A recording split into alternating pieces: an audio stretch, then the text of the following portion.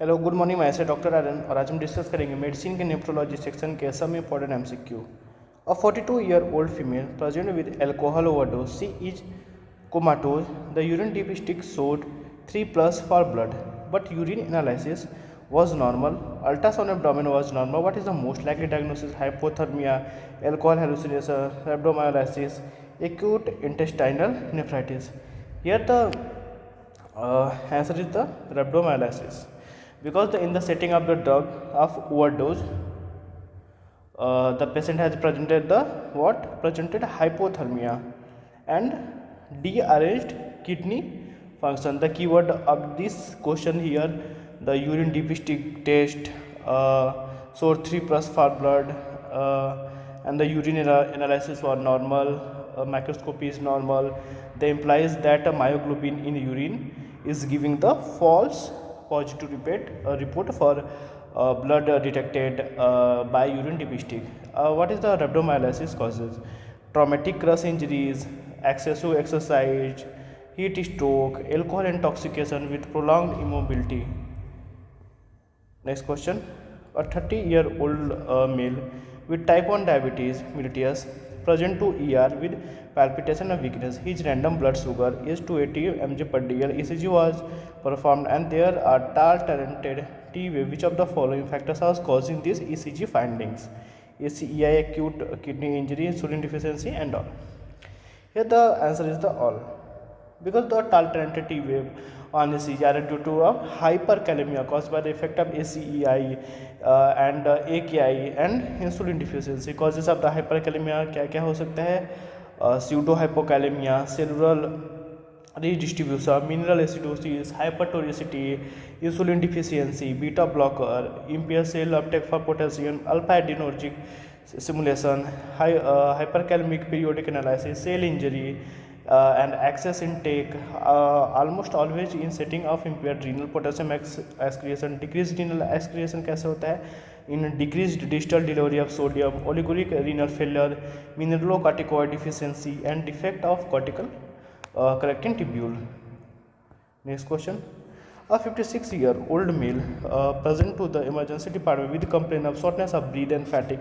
The physician notices that his legs are also oedematous. He also a 20-year long history of hypertension. His lab reports show a low calcium, elevated phosphate, elevated parathormone and elevated alkaline phosphate. What is the diagnosis? Vitamin D deficiency, chronic kidney disease, DEN disease and Fanconi disease. Here the correct answer is a chronic kidney disease, because a condition known as the chronic kidney disease CKD. One is what the kidney get damaged and are unable to filter blood as effectively as they should. As a result of this, what we can extra fluid and water products from the blood remain in the body, which can lead to a variety of severe health issues, including coronary heart disease and stroke. Other health issues that are arise as a result of CKD, and the other health issues that can arise as a result of CKD include the following, like that are reduced quantity of red blood cells, also known as the anemia, an increase in the number of infectious, a diminished appetite or decreased food intake, a depressive state, a decrease in quality of life is also affected. Next question.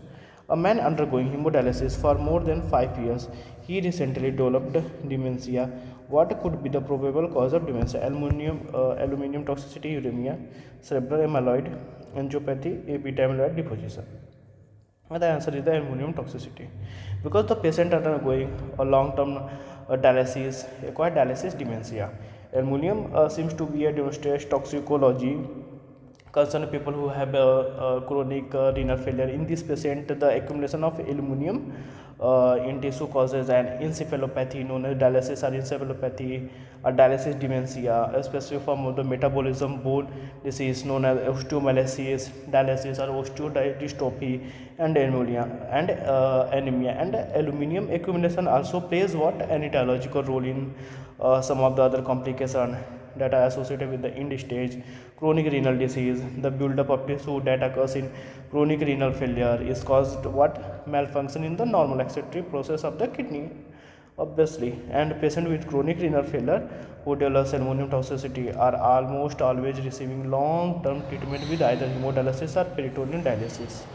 And if a patient with chronic renal failure who develops aluminum poisoning tend to get the majority of their exposure to the metal from the diacylate which contain aluminum, and defroxamine, a chelating agent, is effectively if it is given early. And next question: which of the following is not a opportunist infection in such patient in the early 1 to 6 periods? CMV, hepatitis B, polyomavirus, and hepatitis C. Is the answer is the polyomavirus.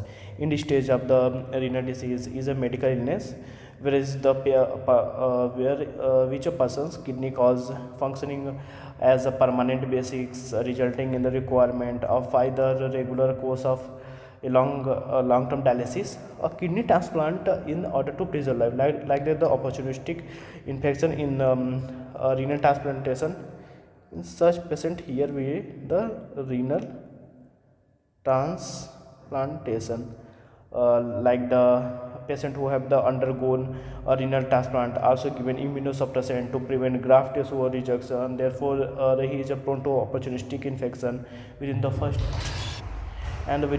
month of the transplant. The patient can get surgical site infection with MRSA, and in the early period of first 6 months of the transplant, the patient can get infected with pneumocystis jirovecii, cytomegalovirus, CMV, hepatitis B, and hepatitis C.